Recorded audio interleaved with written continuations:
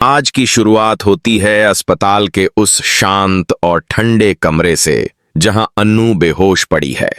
उसकी जिंदगी जैसे किसी गहरे अंधेरे हादसे के बाद रुकी हुई हो। डॉक्टर बाहर आते हैं और आर्य से कहते हैं कि अन्नू अब खतरे से बाहर है, लेकिन उसे किसी भी तरह की भावनात्मक तकलीफ से दूर रखना होगा। आर्य की आंखों में चिंता साफ दिखाई देती है। वह अधीर होकर पूछता है कि कब उसे होश आएगा। डॉक्टर उसे आश्वासन देते हुए कहते हैं कि बहुत जल्द। कुछ ही देर बाद अन्नू की पलकें धीरे धीरे खुलती हैं और उसकी नजर अस्पताल की सफेद छत पर पड़ती है। उसे एक पल के लिए समझ नहीं आता कि वह कहां है और क्या हुआ।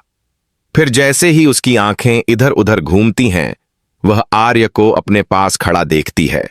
उसके दिल की धड़कनें तेज होने लगती हैं, क्योंकि आज वह उस सच का सामना कर रही है जिसे जानने से उसकी पूरी दुनिया बदल गई है। राजनंदिनी वाला सच।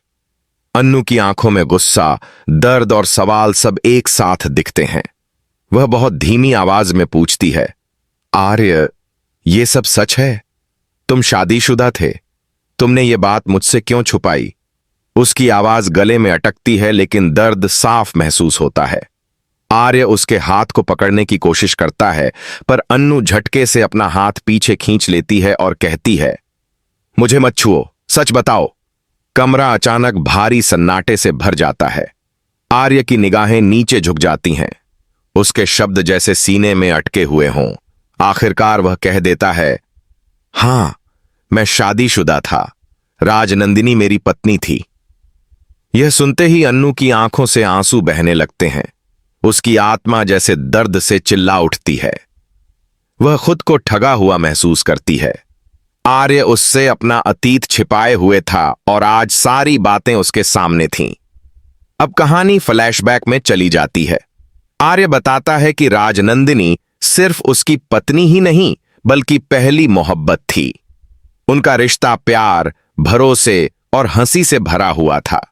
वे एक दूसरे से जुदा होने की कल्पना भी नहीं कर सकते थे। लेकिन एक रात सब खत्म हो गया जब एक भयानक एक्सीडेंट हुआ और राजनंदिनी ने दम तोड़ दिया। आर्य टूट गया। वह खुद को संभाल नहीं पाया। उसकी जिंदगी उजड़ गई थी। वह अकेला, बिखरा और दर्द में डूब गया था। फिर धीरे धीरे उसके परिवार ने उसे फिर से जीना सिखाया। इसी दौरान अन्नू उसकी जिंदगी में आई। अन्नू की मासूमियत और सादगी ने उसके खोए हुए दिल को फिर से धड़कना सिखाया। आर्य कहता है, मैं तुम्हें खोना नहीं चाहता था, इसलिए सच बताने से डर गया। मुझे लगा तुम मुझे गलत समझोगी और मेरी जिंदगी से चली जाओगी। अन्नू हंसते हुए रो पड़ती है और कहती है, झूठ हमेशा रिश्ते को खत्म कर देता है आर्य, सच कभी नहीं। तभी आर्य की मां कमरे में प्रवेश करती हैं।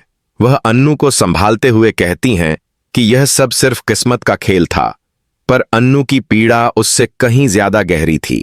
वह कहती है, क्या मेरा हक नहीं था कि मैं सच जानती? क्या मैं सिर्फ किसी की जगह को भरने के लिए आई हूं? सब चुप हो जाते हैं।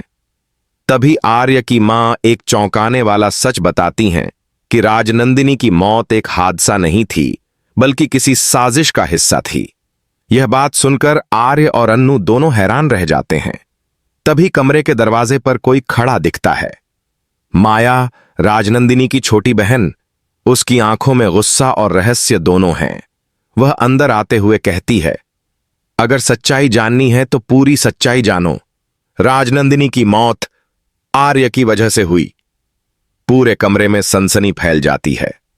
आर्य तुरंत कहता है कि वह झूठ बोल रही है, पर माया कहती है कि हादसे की रात आर्य ही राजनंदिनी के साथ था और वह आज तक उस रात की असली सच्चाई उजागर नहीं कर पाया। अन्नू की सांसें रुक जाती हैं। क्या अब भी कोई काला सच बाकी है? वह आर्य को देखती है और उससे जवाब मांगती है। आर्य की आंखों में डर है, दर्द है और कहीं ना कहीं कुछ छुपा भी हुआ है। अन्नू का भरोसा जैसे फिर से टूटने लगता है। उसका दिल कहता है कि वह कुछ और छुपा रहा है, कुछ ऐसा जो अब तक सामने नहीं आया। कहानी अब और भी रोमांचक मोड़ पर पहुंच चुकी है। अन्नू फैसला करती है कि वह थोड़े समय के लिए आर्य से दूर रहेगी, क्योंकि वह अपने टूटे हुए दिल को संभालना चाहती है। माया इस मौके का पूरा फायदा उठाने की प्लानिंग शुरू कर देती है। उसकी नजरें सिर्फ एक चीज पर टिकी हैं, आर्य को बर्बाद करना और अन्नू को उससे दूर करना। उधर आर्य ठान लेता है कि वह अपने ऊपर लगे आरोपों से खुद को बेगुनाह साबित करेगा और राजनंदिनी की मौत का सच दुनिया के सामने लाएगा। दर्द, प्यार, नफरत और साजिश सब एक ही जगह टकरा रहे हैं। आखिर उस रात क्या हुआ था? क्या वाकई माया सच बोल रही है? क्या आर्य किसी बड़े राज को छुपा रहा है? क्या अन्नू कभी उस पर भरोसा कर पाएगी? इन सवालों के साथ एपिसोड खत्म होता है और दर्शक अगले एपिसोड का इंतजार करते रह जाते हैं, क्योंकि असली खेल तो अब शुरू हुआ है। असली सच अब सामने आएगा और अन्नू की किस्मत तय करेगी कि वह किसका साथ देगी, प्यार का या सच्चाई का।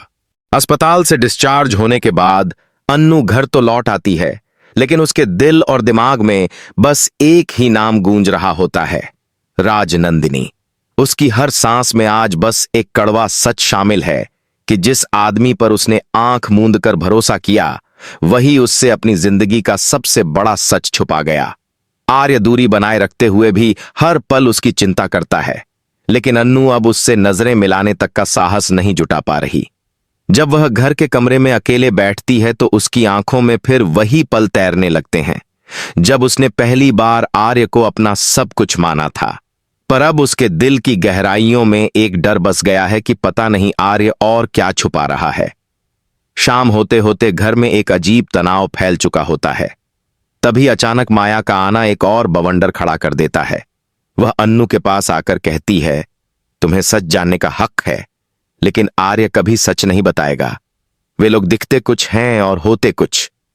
अन्नू सवालिया नजरों से उसे देखती है तो माया चालाकी से मुस्कुराती है और कहती है, राजनंदिनी मेरी बहन थी, उसकी मौत कैसे हुई यह सच मैं कभी छुपने नहीं दूंगी। और तुम उसके प्यार की जगह ले ही नहीं सकती। यह सुनकर अन्नू के दिल पर जैसे किसी ने तेज वार कर दिया हो। वह खुद को कमरे में बंद कर लेती है और फूट फूट कर रो पड़ती है। उधर आर्य अपने कमरे में बैठा खुद को दोषी मानते हुए कहता है कि काश उसने अन्नू को पहले सच बता दिया होता। लेकिन उसकी मां उसके पास आकर कहती हैं, सच्चा प्यार हमेशा इम्तिहान लेता है। अगर तुम सचमुच अन्नू से प्यार करते हो तो उसके लिए लड़ना होगा, उसे खोना नहीं। इस बीच माया अपनी अगली चाल चलने के लिए तैयार हो चुकी है।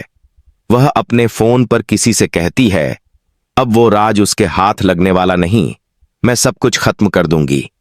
उसकी बातें एक बड़े षड्यंत्र की तरफ इशारा करती हैं। अगले ही दृश्य में घर के स्टोर रूम में एक पुरानी सी फाइल मिलती है जिसमें राजनंदिनी की मौत से जुड़े कागज और तस्वीरें छिपी हुई हैं।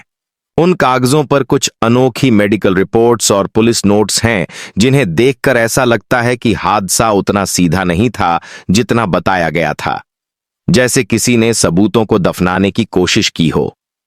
तभी अचानक पीछे से किसी के कदमों की आहट आती है। कोई उन कागजों पर नजर रख रहा था। यह सब देखकर दर्शकों की सांसें थम जाती हैं। रात गहरी होती जाती है और इस गहराई के साथ साथ सस्पेंस भी और ज्यादा गहराता जा रहा है। आर्य अचानक अन्नू के कमरे के बाहर आकर खड़ा हो जाता है और कहता है, अन्नू, मुझे पता है तुम मुझसे नफरत कर रही हो, पर मेरा तुमसे कुछ छुपाने का इरादा कभी नहीं था। मेरा अतीत खत्म हो चुका है, पर तुम मेरी जिंदगी हो। अन्नू कुछ पल के लिए चुप रहती है, लेकिन फिर धीरे से जवाब देती है, अतीत कभी खत्म नहीं होता आर्य, वो हमेशा वर्तमान को नई चोट देता रहता है।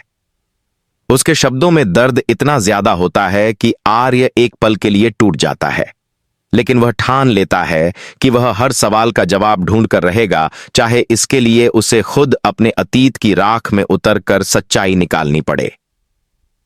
अगले ही दिन वह उसी रात की जांच शुरू कर देता है जिस रात राजनंदिनी की मौत हुई थी। पुलिस स्टेशन से लेकर रिश्तेदारों तक वह हर व्यक्ति तक पहुंचने की कोशिश करता है, पर हर जगह से उसे सिर्फ एक ही जवाब मिलता है, कुछ याद नहीं, कुछ पता नहीं।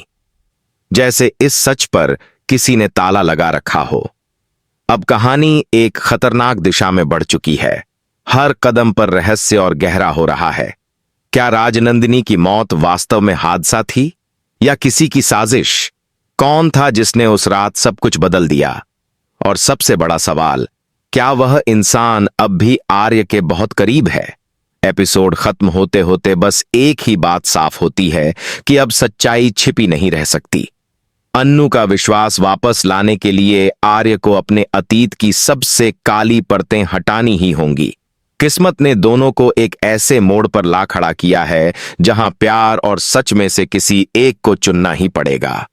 और अगले एपिसोड में इसका असर पूरे परिवार को हिलाकर रख देने वाला है।